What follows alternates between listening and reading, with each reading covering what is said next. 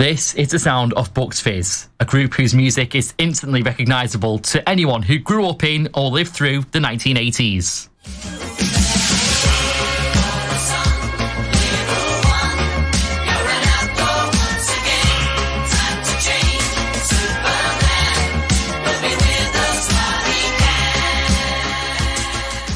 Making their mark as national heroes thanks to their 1981 Eurovision win, Mike, Cheryl, Jay and Bobby became one of the biggest successes to come from the contest, soon making a habit of topping charts.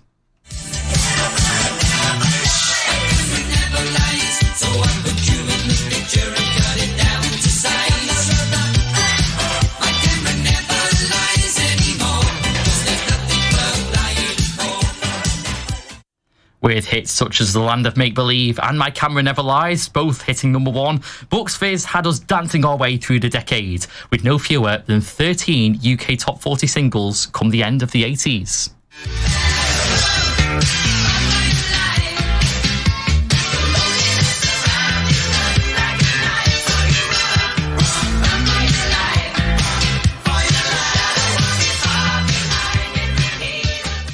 45 years since that famous night in Dublin, original members Cheryl Baker and Jay Aston continue to share their talent as part of the Fizz, who have recently teamed up with the legendary producer Mike Stock for a brand new single.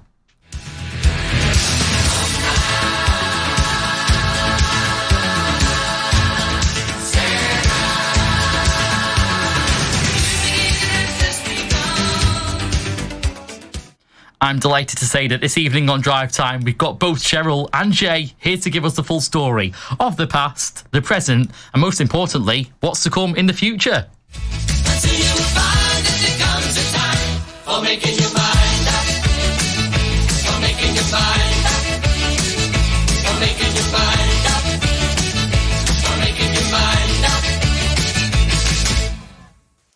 And this evening on Drive Time, I'm joined today by not one, but two absolute icons of the 1980s. Known for their time in Bucks Fizz, Cheryl Baker, Jay Aston. Welcome to Drive Time. Thank you, Jay. Thank you. Wonderful to have you on. Of course, you two best known for your time in Bucks Fizz, absolute iconic 80s band. And it all started on a night in Dublin back in 1981. Tell us more, Cheryl. Oh, wow. Well, yeah, it was the 4th of April, 1981. I can't remember how many countries were in that year, maybe 24, something like that. And we made our appearance midway through, maybe 11th or 12th. And we, after we did our performance, which went really well, we went and sat down and waited for everyone else to finish and then for the votes to come in. And the votes, you know, we only got a couple of douze points. Mainly our votes were like 4s, 5. I think the first vote was 3 or something, and we thought, oh, that's it, we're going to lose. But then we gradually got more and more, and we got a few 8s, a few 9s, and it accumulated to the point where, by the end, it was literally between us and 2 other countries. We were tying for the very last vote. Actually, just us and Germany were tying, and whoever was going to get the last vote was going to be the winner. And we did it! Yay! And Jay, what are your memories of that night? Well, it was amazing. I mean, the record company used to say, you know, you've got 3 minutes to change your life. And those 3 minutes did change our life, because we're still performing that silly song and our other hits. You know, today, it's the power of that show and winning, and then having, obviously we were very lucky, we had a great producer and songwriter and sort of team record company that actually gave us sort of a few years in the public eye and released loads of albums that also came, you know, did very well, had a few number ones. But that moment, it's funny, I was looking at, it was a vlog the other day, and it was saying, what were the best days of your life? And I was thinking, actually, that's definitely one of them, because it was a surprise. I wasn't that confident that we were going to win. I mean, I was just delighted to be in Eurovision, and that we'd won for the heat, which was, you know, the song for Europe, which was sort of the first heat. And I think you just think that you're proud that you're there representing. It's being a bit like being in the Olympics, but for pop. and it's just a wonderful camaraderie around everybody, and then when we won, we went into this, because there was a big sports hall where they filmed it in Dublin. And it was that moment when we went into the other room where there were hundreds and hundreds of photographers and press, and all the flashlights went off. And in a way, it was like a symbolic kind of, there's a big change happening here. And fortunately, they're still taking pictures of us. It's still kind of carried on all these years. So it was really quite an incredible, historic, I suppose. And we're very proud of it. And you've got every right to be. I mean, winning Eurovision now for the UK seems like a pipe dream. So, different time to win, and obviously such an iconic contest memory. I mean, Velcro sold out across the UK. I'm sure you're very aware of that fact. And you were the 1980s equivalent of going viral. All the kids used to make up dances. I've actually got a quote right here from my mum, who said she used to make up dances and always wanted one of those famous Velcro rip-off skirts. So you're inspiring kids back then. Basically, the 1980s equivalent of going viral. It was, and we were very lucky because we did have a wide audience, and that kids really loved us, but their mums and dads did, and even grandparents, because we were I think it was quite a family audience we appealed to. And so, and the skirt ripping. I mean, I've had so many people and come up to Cheryl as well, say, we took my mum's tea towel and we used to practice in the playground at school, ripping the skirts off. So it gave it another thing for people to latch onto. Cheryl, I'm just going to come back to you, because in interviews since, I believe you have said that Making Your Mind Up wasn't one of Bucks Fizz's best songs. Which are your personal favourites? No, Making Your Mind Up is definitely not my favourite. In fact, it's one of my least favourites. However, it changed my life, so I do, thank goodness for that.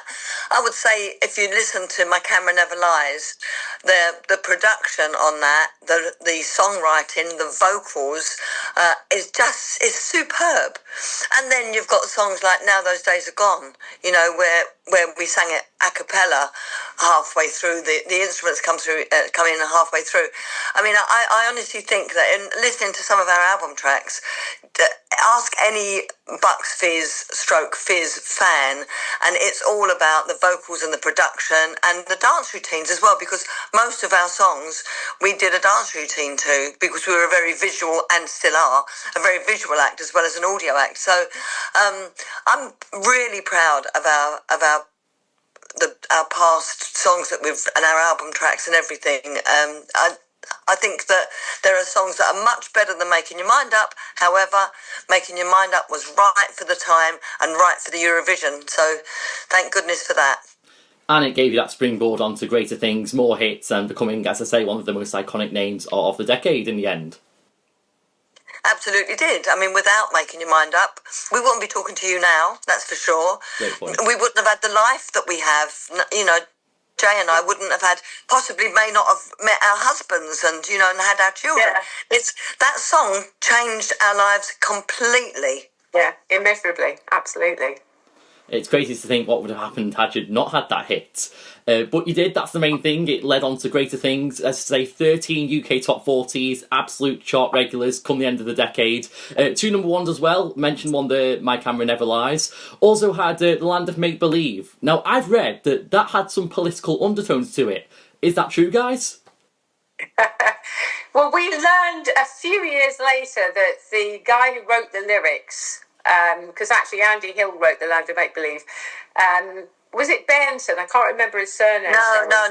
It was the guy from King Crimson. It was Carly, come on, Reed. I can't think of his name, but he was in King Crimson. He was a bit of a heavy. Yeah. But brilliantly, supposedly, he wrote the lyric about Margaret Thatcher's The Conservatives then. So I mean, it was Conservatives' 80s, and I mean, just looking at that, it had its pluses and it had its minuses.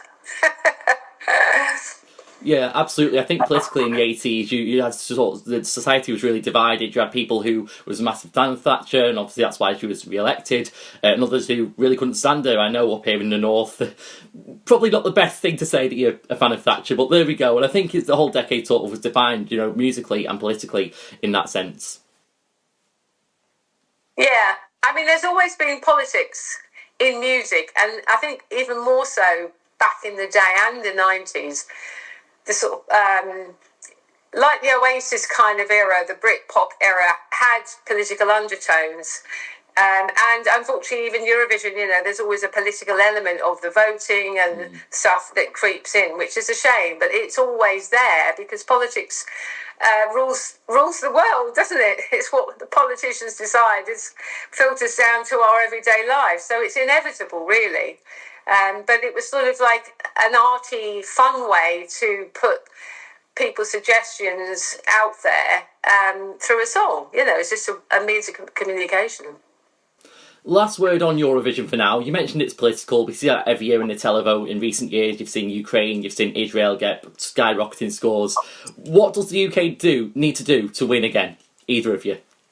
It needs to have the best song, the best performer, and the best production. I mean, Sam did a really great job a few years ago, didn't he? He almost won, and let's face it, he would have won had Russia not invaded Ukraine. So I think we can win again. I don't think that we should throw our toys out of the pram just because we don't win every year. We have won more times than most other countries. So just if we put in the right song, the right performer, and the right performance, then I think we can win again. Yeah. Ditto. Absolutely. It's all there. It's just we need the right team, the right music, and dare I say it, the political will behind choosing that. Yeah, I agree. No, great optimism, guys. I like it. I mean, you're more positive about me for winning in the future. I think those days are gone. So to quote a song there, but I thought about that. Yeah, we'll see. We'll see what happens for the future of Eurovision. Right, back to Bucks Fizz and what came of the group. You guys have sort of split apart come the end of the 90s. What happened behind the scenes for you guys to go your separate ways? Well, Jay left in the 80s, I left in the 90s, and it left the two boys, Mike and Bobby, together, and they replaced me and Jay with these two new girls. One of the girls eventually married Bobby, but she also, very cannily, registered the trademark Bucks Fizz, which meant that we couldn't use it. And she still owns that trademark now, which means that we still can't use it unless we go abroad. We can use it abroad. So we had to change our name. To carry on working and carry on doing Fizz gigs, we had to change our name. And I think it was Mike Stock, wasn't it, Jay, that came up with, why don't you use the name Fizz? Yeah, he said, well, we've always called you the Fizz because we didn't really like Bucks Fizz. We liked the Fizz. And I was like, okay. And so, it was Mike's. It's obvious, really, but we went through so many different versions of the name, and we were like it was a bit of a landmine kind of situation legally, because we tried all these different versions and people would either not book us because it was such a complicated Cheryl, Mike and Jay, formerly of Bucks Fizz, now CMJ or whatever, and it just wasn't working. And it was Mike who sort of went short and sweet, the Fizz, and it's had the desired effect. So it was basically, they got it when we were all doing separate things, and it's just a bit rich of his wife, Bobby's wife, to hang on to it when they don't even really work. They might do one show a year, and they've only got to work once every 5 years to hang on to that trademark, which I think is fundamentally a problem with trademarks. It's just unfair. And they sort of say it's about passing off, and they deem that Cheryl and I, who were two original members, are passing off as Bucks Fizz, which is just madness. We're clearly original members, but legally, because we left and they got the name, the law upholds them. So Fred Bloggs from Argentina could have registered that in the period where we weren't actually performing as the band. So it's just a fundamental flaw. And I wrote a song on my album about that. My own album, It's- that is. It's legally, it's right. Morally, it's utterly wrong. Yeah. And I think they should be ashamed of themselves. Fair point. Yeah. Not pulling your punches, Cheryl. But that's it. We live in a world where obviously things are signed into law, but everyone will remember Bucks Fizz as Mike, Bobby, Cheryl, Jay. Always have, always will. But you're not resting on past, you guys. You guys are still going strong today. Got together as a Fizz in the mid-2000s, am I right? Yes, Yeah. we did, yeah. Great. And what's it been like since, 2 decades since, still going strong? What's it been like as the Fizz, sort of recreating your image, but also keeping it going from everything you built up in the 80s? Cheryl? I think it's even better now because we don't have the pressure that we had in the 80s. We've had, there have been different changes in the lineup. Certainly it was me and Mike Nolan and Jay Aston for years and years. We've worked together since about 2008 we got together, and Mike only left 2 years ago, 2024. But we've replaced him with two new guys, and they've given us this kind of boost of enthusiasm and energy, both from boy bands, both successful boy bands. They had hits in the charts, so they can cope with the pressure and being on stage in front of thousands of people and being interviewed and everything. So it's a new life for us, really. It's since Mike left for the last couple of years with Nick Major and Matthew Pateman, we've just gone from strength to strength. Told Mike Stock, it's our 45th anniversary this year. Can we it'd be great to do some recording. He got us straight in. We've done a single. It's released now. It's called A Crazy Shot in the Dark. We've made a video with it, which is amazing. They've done some remixes. He wants us to go back in and do an album. So it's all kind of, it's not just bubbling. It's like, it's massive again. It's everything's moving forward, and lots of interviews like we're doing with you now. It's fantastic. You are definitely women in demand. Jay, Cheryl mentioned a brand new single, collaboration with 80s icon Mike Stock, Crazy Shot in the Dark. It's been out for a few weeks now. What's the reaction been like from your end? Absolutely amazing. All our hardcore Fizz fans, which there's a couple of thousand that are really supportive, they absolutely love it. And the video was only released a couple of days ago, which has given it another boost because it went straight in the charts, in the main chart, to begin with at 14, and then the main chart it sat at about 24, I think. And I think the fans are just so delighted that we've got new material. And it's good. It harks back to the 80s, and they love the video. And I've got to say, the video was a lot of hard work, but it paid off. And it was one of the best days. I mean, literally, I thoroughly enjoyed it. So I urge people to watch the video because it's like a mini movie. It's got a backstory. I'll be honest, I need to watch it myself. I've heard the song quite a few times now. It's very 80s. And I think it really sort of fits the landscape of music nowadays. Because you look at the charts and all these revivals of 80s classics. We've had The Police, we've had Tiffany, we've had Kate Bush, all back in the top 40 this year, which is incredible. Why not? Why not get the Fizz back in the top 40 as well? Absolutely right.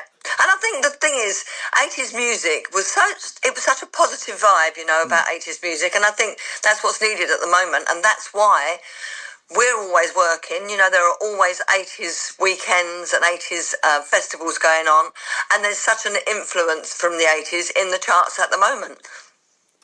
Definitely, and even nowadays when you're creating new songs, how many samples and interpolations of songs from that time come out? It's one of those decades that will just live for years and years and years to come, and it truly is amazing. And as I say, for you both to be a part of it and still go strong now, 40 years on, it must still feel fresh. Aren't we lucky? I just think the era of the 80s is still like a beloved era because during the 70s, you had musicians who were at the peak. We had no help. There was just like, you had to be a brilliant artist, brilliant musician to have a record that would even get made and ever be heard. And then through the 80s, the technology started to really crank up with all the synthesizers and the likes of the Pet Shop Boys and stuff like that. And it opened up a really broad spectrum of different music. Plus, then we had dozens and dozens of independent record companies. Now we've basically got two. And so all the big companies bought all these little ones up, which is why we get very similar stuff coming out. But that was an era where there would be an active team in every small label going out, and there was a really big live music scene, which has gone, which is very sad, because that's where you do your training as an artist. So, there's the pros and, the pluses. But so there was, because we didn't have social media, because we didn't have 95 million TV channels, we had about 3 or 4. There was a much bigger sort of leaning towards going out to clubs and watch gigs. That was it, the pub and the club. Yeah, the live music landscape's really changed nowadays. As you mentioned, with the growth of social media, unfortunately less people are going out. But personally, even now, you can't beat live music. You just can't beat that vibe. And I'm sure you guys get the exact same feeling when you're on stage performing. We love it. We love being on stage. You come alive when you're on stage. I mean, Jay and I, we don't work for a living. We have a great hobby. We love singing and performing, and we get paid for it, which is pretty extraordinary, really. But we go on stage, like if we do an 80s weekender, or we had a crazy weekend last weekend or the week before. It was nuts. There were so many gigs and so many other things happening, TV shows and things. But it all adds to the fun and the enjoyment and this music industry that I love so much, and I know Jay loves so much as well. We're both married to musicians, so our lives are surrounded by music. And we're just really lucky to still be doing the job that we love, that really is a hobby, and then we've loved it all these years, all these decades, and we're still doing it. Cheryl, so inspirational the way you're speaking about it. It's clear that music literally is the centre of your world, and hey, you're still living it all these years later, and that is what is important. You guys have got a number of live dates coming up, festivals and the likes across the year, haven't you? Which one are you looking most forward to, if we could put you both on the spot? I'm actually looking forward. We're doing a Pride in Gran Canaria, I think in December. And we've got, what's happening is we're starting to get more gigs abroad. Naturally, of course, we love doing all the festivals here, but it is lovely to go and see what, how the other countries respond to our music. It's sort of just spreading the word. So I'm really looking forward to that one. And actually, we do a gig in Cheryl's garden, which we started during COVID. We call it the garden gig. It's only kind of a selected small Fizz fan base that kind of come to it. It's literally like a couple of hundred. But that's grown, and it gives us a real chance to get a lot of feedback from fans. Go on, Cheryl, you carry on with that one, because it's in your garden. I know, we did it as a one-off, and I think this year is number 5 or 4 or 5, I think, that we've done. It's a huge favourite with the fans, but it is the core fans. It's the fans that go to every single gig. People fly in. I mean, we had one boy, he was 19 years old. Why he's a fan of Fizz, I don't know. From Canada, he flew in with his mum and came to the garden gig. We have them flying from Germany, from Sweden, from all over the UK, from Ireland, and it's extraordinary that we've got a massive fan base from so many countries. But like, as Jay said, though, I'm also looking forward to the one in Gran Canaria, and we've got a lovely Eurovision one that we can't talk about yet because it hasn't been announced, but that's going to be happening abroad. We do love working at home, of course, but again, as Jay said, it's really nice to spread your wings, and because we had huge success across Europe and the world. Making Your Mind Up alone went to number 1 in 9 countries. So it's great to still be doing what we do and get out there and go to other countries and spread the Fizz love.